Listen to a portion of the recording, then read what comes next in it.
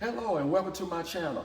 You know, over the years, many people have asked me, Daryl, how do you handle vapor lock? I have a problem with my vehicle. When I go somewhere, it will not start back up.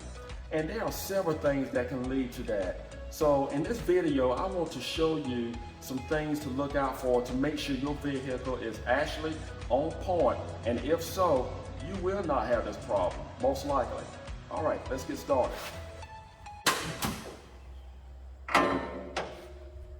All right, and what we're going to do, we're going to take off the breather for the carburetor.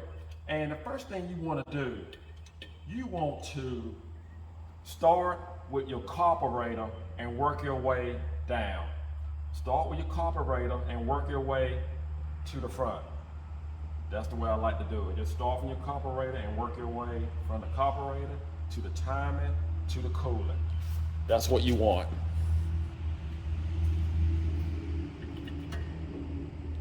We'll pull this off. Now, what we're going to do, I love Holley carburetors. It's all in what you're used to, but all carburetors has a fuel set. You have to set the fuel. So on a Holley carburetor, it's going to be two screws. It's going to be a screw on the right side and a screw on the left side. So you need to set those, you need to set your fuel setting before you can do anything. That is very important. So this is the screw for the right side, if you can see it. And what you have to do, you need to have your vehicle on a level surface. And what you do, you will actually turn in those screws until the vehicle actually starts to run rough. When it runs rough, and then you'll back off on it, you'll turn it. First of all, you turn both sides. You start with one side and you'll turn the screw in clockwise until it actually starts to run rough. You have to do one side at a time. And once it starts running a little rough, stop. And what you do, you'll back off on it. You turn it non-clockwise, and until it actually smooths back out. And then that's where you'll stop. And you'll go over here to the, and you would do the same. You'll tighten it up, it bottoms out, or it will start to run rough. And then what you do, immediately stop, and you'll turn the screw counterclockwise back until it smooths back out. Till it smooths out. Once it's smooth out, then you stop.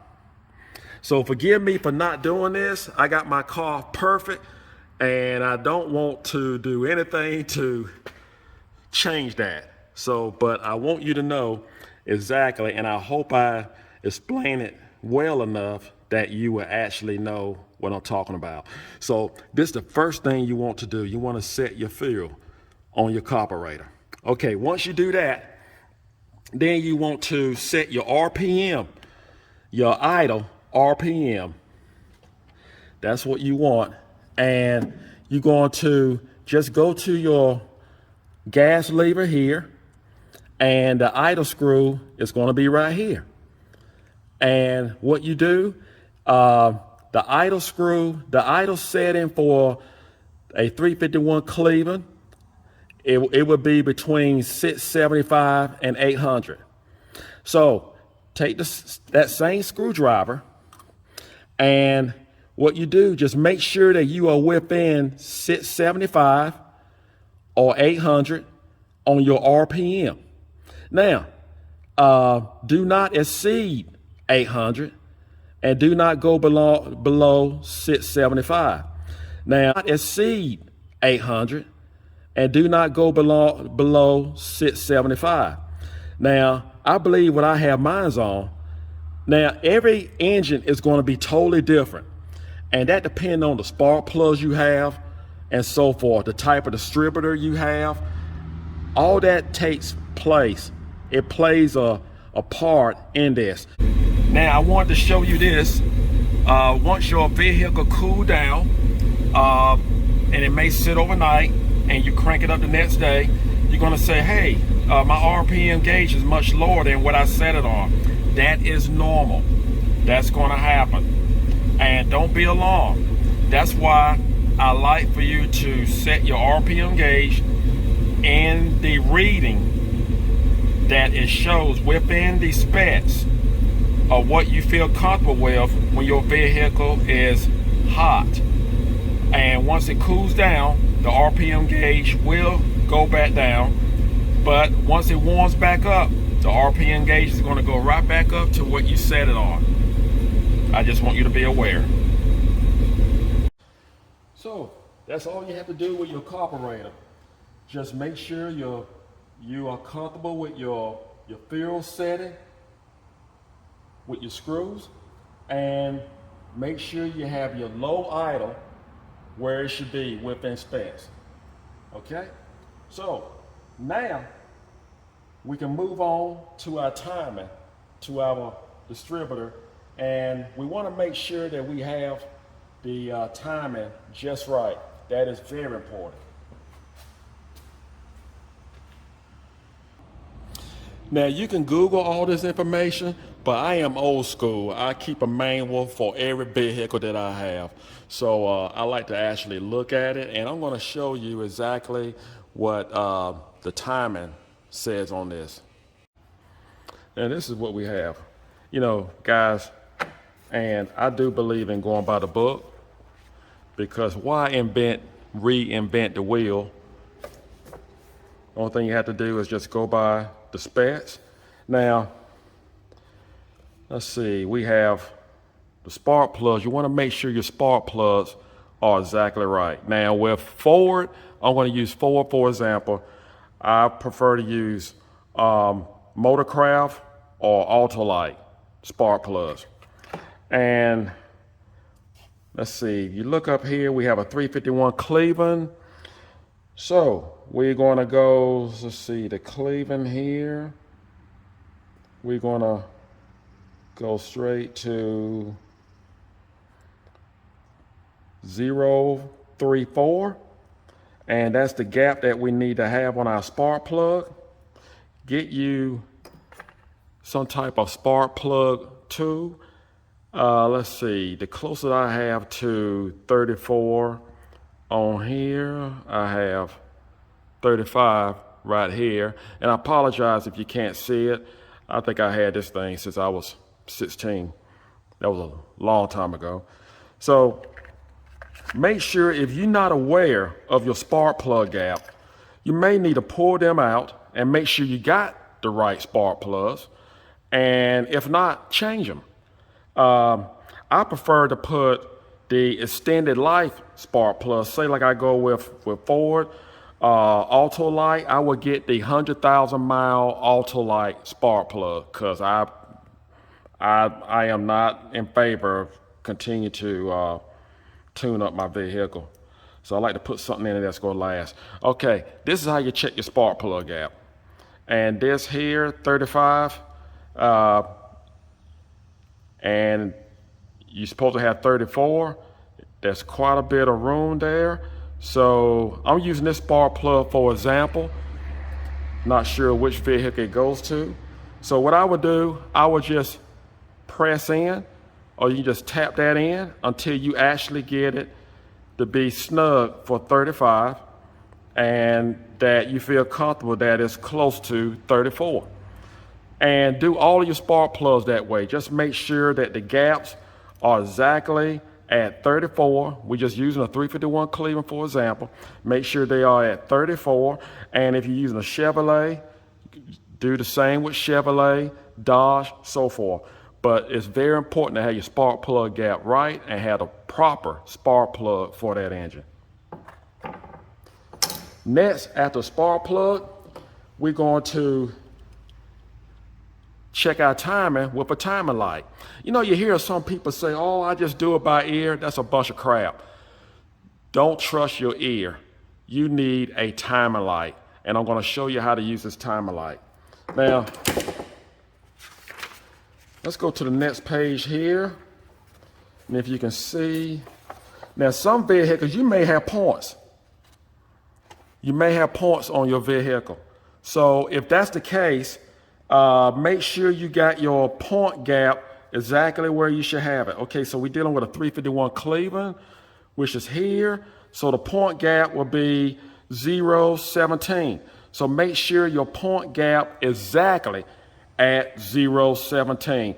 Listen, guys, I don't care if you got hopped up cam, whatever cam you got in it that you prefer, these specs have to be right.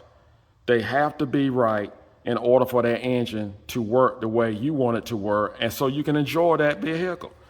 The wheel angle, you want to make sure that's 28.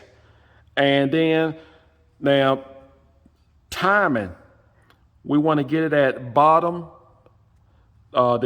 top dead center, and the timing is showing at 6. Bottom top dead center. So that's what we want. So that's regardless whether we have electron ignition, which we do, or we are using points. And regardless of what, it's going to have to be at 6, bottom top dead center. Okay. So after you finish making sure your spark plugs are correct, and we're going to just check our timing. And the proper way of using the timing light,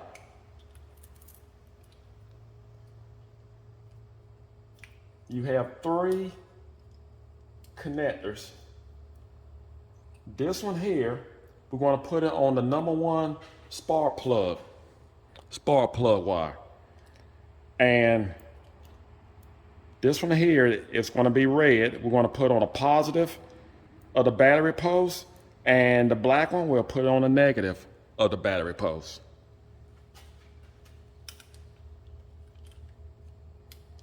So we're going to put this on the number 1 spark plug wire.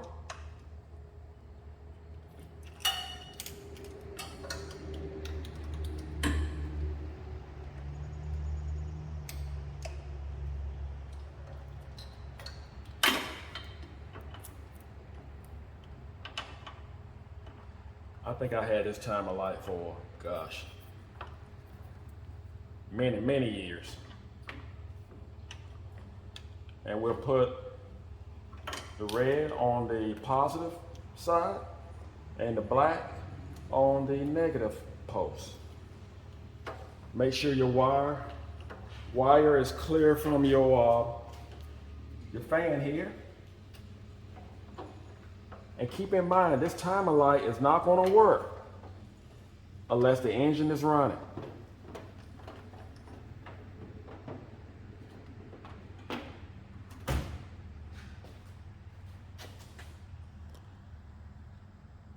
Now that we have our timer light hooked up, and I just want to show you, just in case we do need to make an adjustment, the distributor, there is a bolt that holds it in place that you will have to loosen. It's right there. Right there with my fingers pointing. You have to loosen that bolt. And what you can do with your timing to get it right, if it's not where you want it to be, you turn the distributor either to the left or to the right.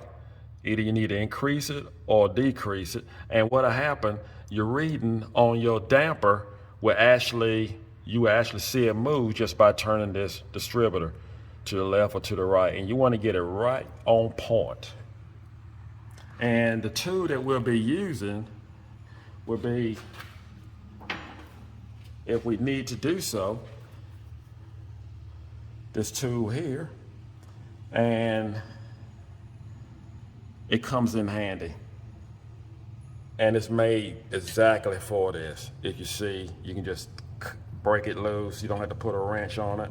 Just break it loose, and once you get it where you want it, just hold your hand on the distributor with one hand, and the other hand just tighten the bolt right back up so you won't lose your place. Now, for me to check my timer on my Cleveland engine, I will be looking on the passenger side, and I will look down at the damper, and I will shine the test light down here, point at it, and it's going to flash on my timing. And that's how I can actually see where my timing is. And I'm pretty sure it's accurate on this. I caught the devil doing this because I have no arrow as far as for my damper to show me exactly where the timing is. This is the only vehicle I have like this. So I'm going to show you on another engine what I'm talking about. My wife have a 289 engine, and I'm going to show you on that one. Now this is an engine that my wife has built. I'm not allowed to touch.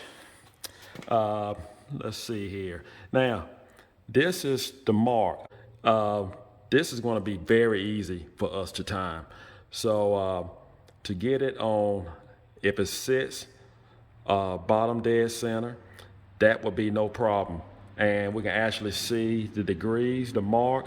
This is something that you definitely want to make sure that your engine is exactly on the mark of what the manufacturer said that it should be.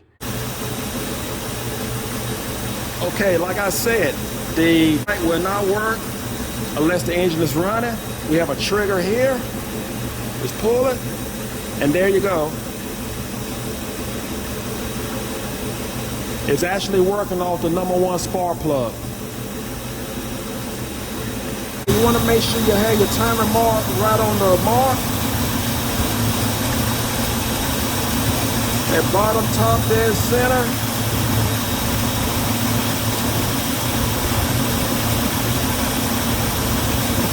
So just make sure you check it. It's kind of hard to see from this, but it is correct. Then when you do so, the proper way of doing it